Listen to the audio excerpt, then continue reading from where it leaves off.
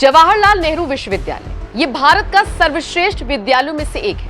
भारत की वित्त मंत्री निर्मला सीतारमण, विदेश मंत्री एस जयशंकर, पूर्व राजनयिक जेएन दीक्षित, पूर्व deputy national security adviser Arvind Gupta, फिल्मकार विवेक अग्निहोत्री जैसे लोग इस यूनिवर्सिटी के प्रोडक्ट हैं।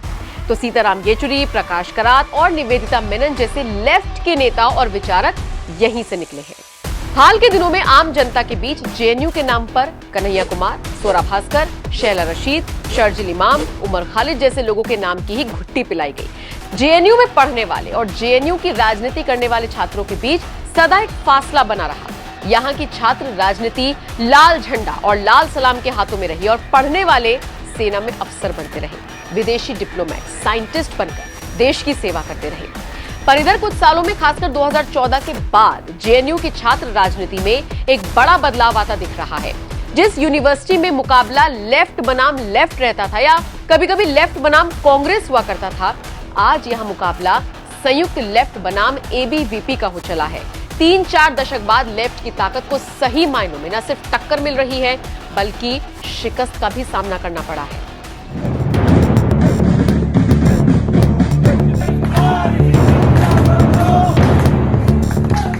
नमस्कार, मैं हूं आपके साथ नम्रता। आपके लिए लेकर आई हूं एक कहानी वामपंथ की नर्सरी जेएनयू में बदल रहे छात्र राजनीति की।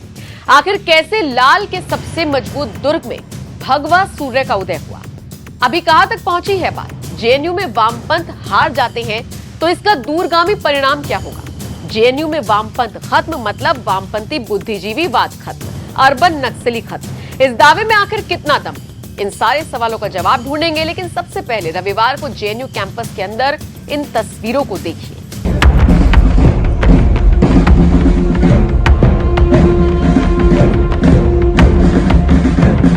दशहरा की पूर्व संध्या पर जेएनयू कैंपस के अंदर आरएसएस का पथ संचलन हो रहा है। कैंपस के अंदर संघ की शाखा लगी है जिसमें उद्घोष हो रहा है, जागो तो एक बार हिंदू जागो।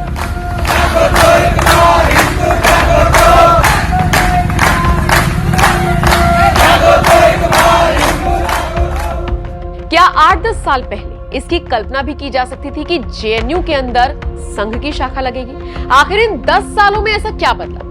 कुछ लोग तो ये भी कहते हैं कि अटल जी के आने से सिर्फ एक सरकार बदली थी, लेकिन मोदी के आने से इस देश का पूरा विमर्श ही बदल गया। पता नहीं आप में से कितने इस बात से इत्तेफाक रखते होंगे। किसी के लिए मोदी एरा हिंदू पुनर्जागरण का अमृतकाल है, तो किसी के लिए देश के ध्रुवीकरण का स्वर्णकाल।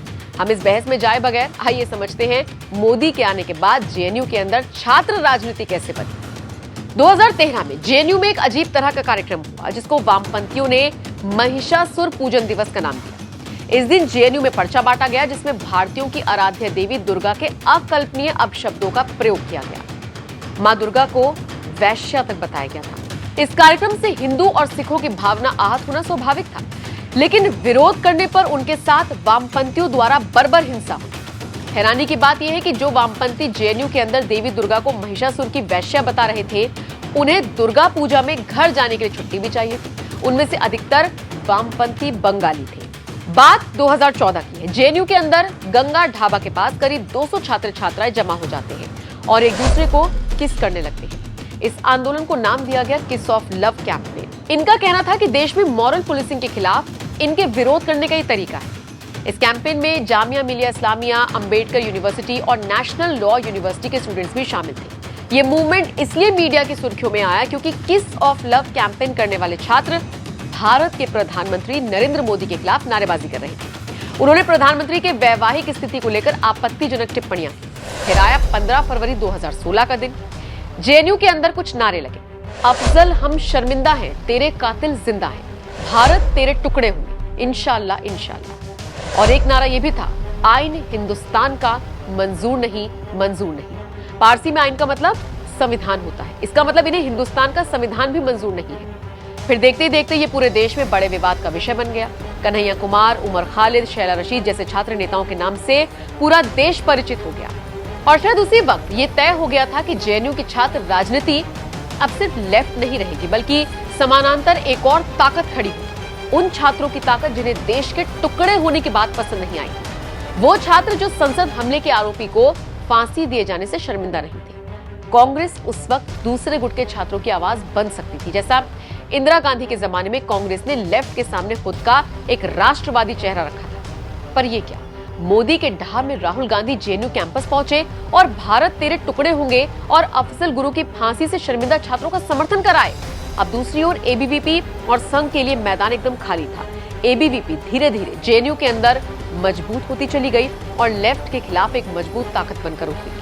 बीच बीच में लेफ्ट और इस्लामी छात्रों का गठजोड़ गलतियां करता रहा। कभी वो भारत से कश्मीर की आजादी का समर्थन करता रहा, तो कभी 370 के हटने को अपना मुद्दा बताया। कभी प्रताड़ित शरणार्थियों को राहत देने हेतु बने सीएए कानून का विरोध किया, तो कभी राम सेतु का विरोध किया। अपनी हरकतों की वजह से वामपंथी आम छात्र छात्राओं की नजर में गिर रहे थे। लेकिन एक बड़ी समस्या थी, वामपंथी छात्र संगठनों को मजबूत जेएनयू प्रोफेसर लॉबी का समर्थन। जेएनयू के पूर्व छात्र व विद्यार्थी परिषद में सक्रिय रहे। वे आलोक पाठक बताते हैं कि प्रोफेसर राष्ट्रवादी और संघ विचारधारा के पैरोकार का यह मजाक उड़ाते थे और उन्हें अलगाव में डाल दिया जाता था। प्रश्न पत्रों की मार्किंग इंटरनल होती है, इसीलिए बहुत से राष्ट्रवादी विचारधारा के भी छात्र जो मार्क्सवादी सिद्धांतों पक्षकारियों को ठीक नहीं मानते थे, उन्हें भी मजबूरी में वहां लाल सलाम करना पड़ता है। बात 2019 की है। 12 जुलाई को जेएनयू के रजिस्ट्रार प्रमोद कुमार ने प्रोफेसर और इतिहासकार रोमिला थापर को पत्र लिखकर 16 अगस्त तक अपना नवीनतम सीवी उपलब्ध कराने के लिए कहा, ताकि विश्वविद्यालय की एकेडमिक परिषद द्वारा नियुक्ति एक समिति उनके काम का आंकलन कर सके और प्रोफेसर एमिरेट्स के रूप में उनकी निरंतरता पर निर्णय ले सके। रोमिला थापर ने अपना सीवी विश्वविद्यालय को भेजने से इनकार कर दिया। जेएनयू द्वारा उनके साथ किए गए व्यवहार पर अधिकांश एकेडमिक जगत में आक्रोश फैल गया। लेफ्ट लॉबी का आरोप था कि केंद्र की मोदी सरकार जेएनयू के अंदर वामपंथी विचारधारा की फैकल्टी को परेशान करने की नीयत से ही सब काम कर रही है। खूब हंगामा हुआ, प्रोटेस्ट हुआ। साल 2020 में जेएनयू हॉस्टल के अंदर लाठी, डंडे और रॉड से 2 छात्रों के गुटों के बीच जमकर मारपीट हुई। ये झड़प इतनी हिंसक थी कि पुलिस बुलानी पड़ी। एक छात्र नजीब आज तक लापता है, लेकिन अति हर चीज की बुरी होती है। आतंकी अफजल की बरसी पर 2016 में भारत तेरे टुकड़े होंगे के नारे इसी यूनिवर्सिटी में लगे। 5 अगस्त 2019 को जब अनुच्छेद 370 निष्प्रभावी हुआ, तो फिर यहाँ पर अलगाववादी नारे लगे। कश्मीरी अलगाववादियों की पसंद जेएनयू है, नक्सलियों की पसंद जेएनयू है। आज इस भारत विरोधी विचारधारा का प्रतिरोध इतना तेज हो चुका है कि जेएनयू के अंदर संघ की शाखाएं लगनी शुरू हो चुकी है। कैंपस के अंदर आरएसएस का पंथ संचलन हो रहा है।